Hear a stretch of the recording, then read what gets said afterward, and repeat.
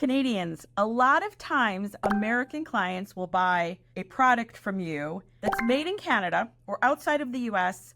They buy it from you and they say, but hey, we need you to come in and help us train our people how to use it. Installation. What do? Well, there's a category called the B-1 after sales service provision. This has been under the B-1 rules for a long, long time. Here's how it works. Say you're a Canadian company, you manufacture a widget that was made in Hong Kong. You send it and purchased by a United States entity. That entity says, hey, we're going to buy these from you, but we need you to come in and show us how to use them. Can you do that?